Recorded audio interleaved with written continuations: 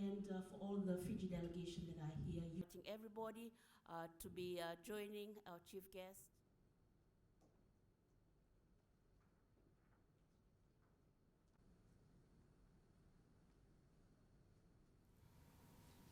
I actually thought that Palau was hot, but I just realized this afternoon that Nadi is even hotter than Palau. The head of delegation of FAO, I acknowledge the Vice Minister of Ecuador.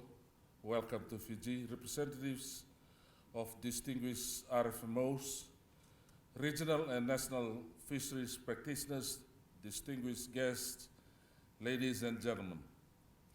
Bulawinaka and greetings to you all. First, I would like to acknowledge the work that has been done in the lead up to this important regional meeting on the FAO Port State Matters Agreement that Fiji is fortunate to host. I would also like to extend the Fijian government's support to such an important tool that ensures the collective protection of our ocean resources from illegal, unregulated, and unreported fishing. At the outset, I would like to bring to your attention the 2016 report on IUU released by the FFA, which highlighted that FFA member countries lose hundreds of millions of US dollars annually to IUU.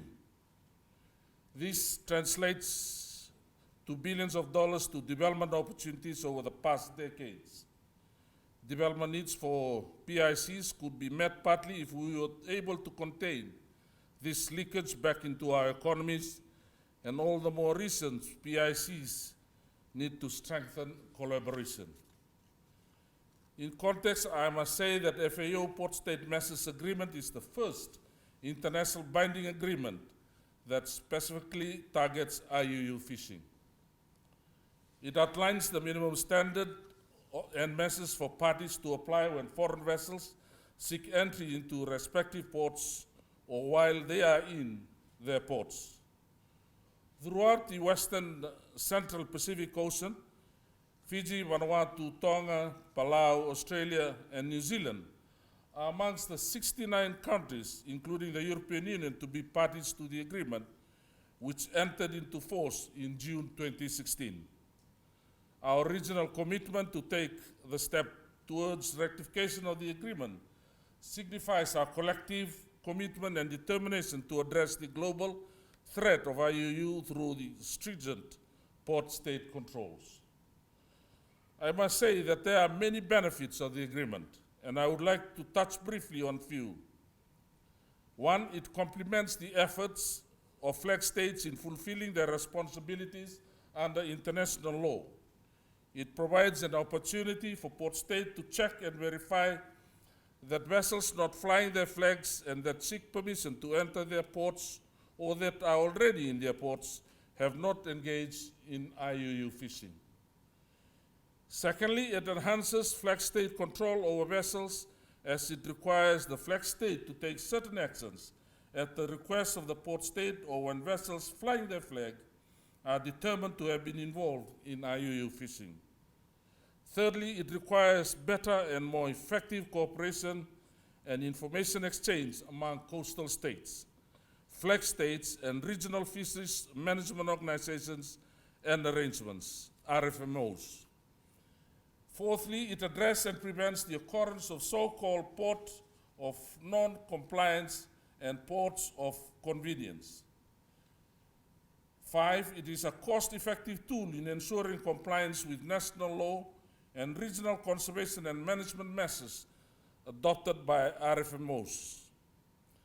6, it contributes to the strengthened fisheries management and governance at all levels, implementing port state measures through national legislation, which will give incentive to establish coordinated procedures and facilitate intra-agency cooperation. Last but not least is that PSMA can prevent fish caught from IUU fishing activities from reaching national and international markets by making it more difficult to market fish through the application of port state measures. Whilst these are just some of the underlying benefits of PSMA, it is critical to note that the benefits can only be achieved through the effective implementations of its provisions and standards. This means concerted actions by states in the implementation of PSMA is required. This can be done through regional mechanisms developed by regional fisheries management organization and other regional entities and initiatives. I must highlight that today's regional workshop indicates our commitment and is a perfect platform that contributes to our implementation capacity. Since the first meeting of the parties upon the suggestion of the Pacific Islands Group through Tonga's intervention, the importance of convening regional meetings to coordinate and monitor the implementation of the agreement was agreed upon. As a responsible nation, Fiji is committed to safeguard sustainable fisheries through the implementation of the PSMA and other regional mechanisms. The PSMA highlights the significance of cooperation, and Fiji is honored to reaffirm this through the hosting of the first PSMA regional coordination meeting organized by FAO. At this juncture, it is important to note that the outcome of this meeting is valuable in process of drawing up a strategy to improve the effectiveness of the agreement, which will be addressed formally by the PSMA strategy ad hoc working group to be held later this year. With this process, information exchange is at the heart of the effective implementation of PSMA. It is important for existing relevant regional information exchange system to facilitate the sharing of information among parties through the PSMA Global Information Exchange System. I am told that this regional coordination meeting will address this critical matter and that other address capacity in developing countries, especially small island states which depend extensively on fisheries for their livelihood, sustenance, and economic development.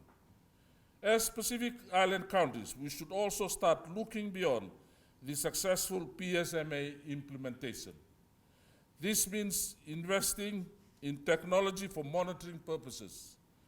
While Fiji is leading the region with the FAO-supported vessel monitoring system, which hopefully can be replicated in other PICs, it will greatly assist if PICs have access to constant eye in the sky, surveillance through the satellite and associated aerial surveillance system. This will complement the aerial surveillance support from our traditional partners such as Australia and New Zealand. I would like to conclude by highlighting the important role that we all play towards addressing the global threat of IUU. We should all take time within the week to identify areas of improvement and how best to deter and eliminate IUU. While we may be limited as individual nations, we must always remember that our strength is through collaboration. As a host nation, I would like to thank FAO for its support in further developing its capacity to implement port state measures and combat IUU fishing. We also recognize FAO efforts in delivering its capacity development program around the globe. While the pandemic has caused limitations on our capacity to increase the number of participants in this meeting, I am confident that the meeting will still achieve its objectives through your active contributions. The losses incurred by IUU must be taken seriously by PICs as nations of large ocean states. Real economic growth and financial independence can be realized if we work towards plugging the gaps that contribute to significant losses from our natural resources.